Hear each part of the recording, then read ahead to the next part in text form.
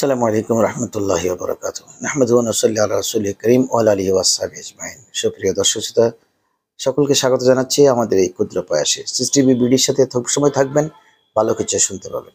আজকের আমাদের জরুরি মাসলার মধ্যে হলো যে আমি নামাজরত অবস্থায় রিংটোন বেজে উঠেছে, আমি কি মোবাইল রিসিভ করতে পারবো? মোবাইল রিসিভ করলে কি আমার নামাজ থাকবে না ভেঙে যাবে? এখানে সবচেয়ে বড় ব্যাপার হলো, আমরা এই মশলাটা কিন্তু অত্যন্ত গুরুত্বপূর্ণ, কারণ আমাদের প্রত্যেকের মসজিদে কিন্তু কোনো না কোনো দিন রিংটোন বেজে ওঠে। কারণ রিংটোন ওই যে বন্ধ করতে ভুলে গেছেন, এই জন্য তো বন্ধ করা খুব জরুরি। বন্ধ করতে ভুলে গেছেন, দৌড়ের মধ্যে ছিলেন, অজু করে দৌড়ে জামাত চলে যাচ্ছে, দৌড় দিয়ে ঢুকে গেলেন, এখন পরক্ষণে বাজাবাজি শুরু হয়েছে। আর এমন এমন লোক আছে যারা নামাজের সময়সূচি বুঝে না, কখন ফোন দেবে কখন ফোন দেবে না সেটাও চিন্তা করে না।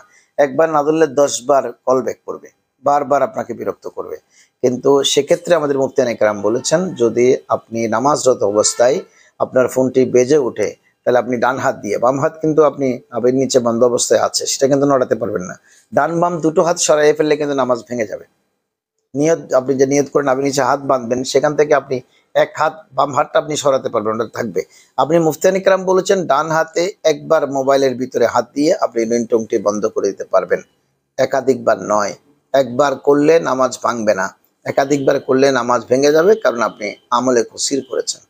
আপনি বারবার পকেটে রিং বারবার আসবে, বারবার রিংটা বন্ধ করে দেবেন, আমলে কুসির করবার জন্য আপনার নামাজ ভেঙে যাবে। কিন্তু একবার যদি আপনি বন্ধ করে দেন, ফার্স্ট টাইম বন্ধ করবেন কেন? আশেপাশে যে ডিস্টার্ব হচ্ছে, ওরা নামাজ ডিস্টার্ব করার জন্য গুনেগার হবেন আপনি, তারা আপনাকে লানত দেবে, বদদোয়া দেবে, আপনারটাও যাবে। এই জন্য আপনি চট করে হাত দিয়ে, আপনি পকেট থেকে এটা বের না করে পকেটের ভিতরে আপনি রিংটোনটা বন্ধ করে দেন। আর অনেকে করে কি, কে রিং করেছেন এটা আগে দেখে, এটা দেখে এমনি করে নামাজের অবস্থায় মোবাইলটা নিয়ে এভাবে দেখে কে রিং করেছেন। এই যে আব্দুল করিম, আব্দুর রহিম আপনাকে রিং করেছেন, আপনি নামাজের মধ্যে তাদের দিকে চিন্তা চেতনায় চলে গেলেন, আপনার নামাজ কিন্তু ভেঙে গেছে। কারণ আপনি যা করেছেন এটা আমলে কসিরের পর্যায়ে পড়ে। এটা করলে সাধারণ মানুষ নামাজ না পড়ে বাইরে বসে যে কাজগুলো করে, আমরা এক্স্যাক্টলি সে কাজটি করেছি, এজন্য আপনার নামাজ কিন্তু ভেঙে গেছে। আপনি একাধিকবার সেই রিংটোন বন্ধ করতে পারবেন না। রিংটোন আসলে আপনি অনেকে রিসিভ করে, সৌদি আরবে দেখলাম যে মক্কা দোনো হেরমের মধ্যে বিভিন্ন আরব দেশ থেকে মানুষজন আসে, তো ওরা নামাজ যখন শুরু হয়েছে তখন রিংটোন বেজে উঠেছে। উনি দেখলাম পকেট থেকে মোবাইল বের করে বলে যে ইয়া আল্লাহ সালা সালা, ইয়াল্লাহ সালা, ইয়াল্লাহ সালা মানে আমি নামাজরত অবস্থায় আছি, তুমি পরে ফোন করিও। তো ইয়াল্লাহ সালা সালা বলার পরে ওনার সালাদ যে ছুটে গেছে, এনা কিন্তু সে খবর নাই, ওনার সে খবর নাই। তাহলে এটা কিরকম নামাজ? আসলে হজে গেলে অনেক রকমের নামাজ দেখা যায়, অনেক রকমের মানুষ দেখা যায়, এটা হজের একটা ঐতিহাসিক শিক্ষা। ঠিক আমাদের দেশেও মসজিদে যদি মানুষ এরকম করে, তাহলে কিন্তু তার নামাজ ভেঙে যাবে, আপনি আমলে কসির হবে, কোনো কাজ করতে পারবেন না। অত্যন্ত সতর্কতার সাথে আপনি ডান হাত, বাম হাত বাঁধা থাকবে, ডান হাতে আপনার মোবাইলের পকেটে হাত দিয়ে আপনি রিংটোনটা অফ করে দেবেন একবার। একাধিকবার বেজে উঠলে রিংটোন বন্ধ করবার দরকার নেই। তবে আপনি রিংটোন বন্ধ না করবার কারণে আশেপাশের লোকের যে নামাজের বিঘ্ন পড়েছে, তার জন্য আপনি সম্পূর্ণরূপে জবাব দিয়ে করতে হবে, আপনি গুনেগার হবেন, আল্লাহর কাছে দায়ী থাকবেন। এই জন্য আমাদের প্রত্যেকের উচিত, নামাজ পড়তে যখন যাই তখন আমাদের মোবাইলগুলো বন্ধ রাখা। আবার অনেক বাইকে দেখে মোবাইল তো বন্ধ করে না, কিন্তু নিজের সামনে এটা রাখে, নিজের সামনে রাখে। মোবাইল স্ক্রিনে যখন ফোন আসে তখন নিজের দিকে তাকাইয়া দেখে কে ফোন করছে। এই কাজগুলো করবার পর কিন্তু নামাজ ভেঙে যাবে। আপনি মোবাইল ফোন সামনে রাখবেন না, সামনে রাখলে তো আপনার একাগ্রতা নষ্ট হয়ে যাবে।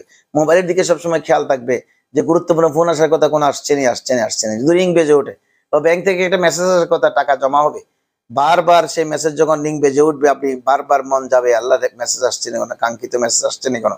আসলে মেসেজ ওটা আসে নাই, এটা আসছে আড়ং থেকে, এটা আসছে আগরা থেকে। আপনি যে বাজার করছেন তারা অফার দিছে যে আপনি আসেন, আরো সস্তায় আমাদের জিনিস নেন, কিন্তু আপনি চলে যাচ্ছেন ওই ব্যাংকের মেসেজ কিনা সেটা জানবার জন্য। এইভাবে চিন্তা করে যদি আপনি নামাজে দাঁড়ান, কিন্তু নামাজ ফাসিদ হয়ে যাবে। এই জন্য কত জনগুরুত্বপূর্ণ বিষয় এই মাসালাগুলো। আমরা আল্লাহ আমাদেরকে যখন নামাজে দাঁড়াই, তখন মৌলা আলী শেরে খুদার মতো নামাজ পড়বার জন্য, বিশেষ করে উনি যখন নামাজে দাঁড়াতেন, ওনার পিন্ডলিতে তীর ঢুকেছিল, সাহাবীর এটা অপারেশন করে বের করেছেন, ইনি উফ শব্দটি বলার মতো আঘাত পাননি, টের পাননি। পিঁপড়ায় কামড় দিলে যে ব্যথা, সেটা অনুভব করেননি। উনি বলেছেন, আমি তো আল্লাহর সাথে দিদার দিচ্ছিলাম। নামাজ কিন্তু একজাক্টলি তাই হতে হবে। আমাদের নামাজকে তাই হচ্ছে, তাই না হলে 100 বছর নামাজ পড়ে আপনার কোনো লাভ হবে না। নামাজ আপনাকে ইন্নাস সালাতা তানহা আনিল ফাহশাই ওয়াল মুনকার, অশ্লীল কাজ থেকে বিরত করবে না, বরঞ্চ অশ্লীল কাজ দিন দিন বাড়তে থাকবে। এজন্য আশা করবো যে আমাদের ইয়াং জেনারেশন 5 ওয়াক্ত নামাজ পড়বেন, আল্লাহর প্রতি অনুগত থাকবেন, রসুলের গুলামি করবেন, তাহলে আমাদের দেশের সবকিছু সুন্দর এবং সার্থক হয়ে যাবে। ধন্যবাদ সকলকে আমাদের সঙ্গে থাকবার জন্য। আসসালামু আলাইকুম ওয়া রাহমাতুল্লাহ।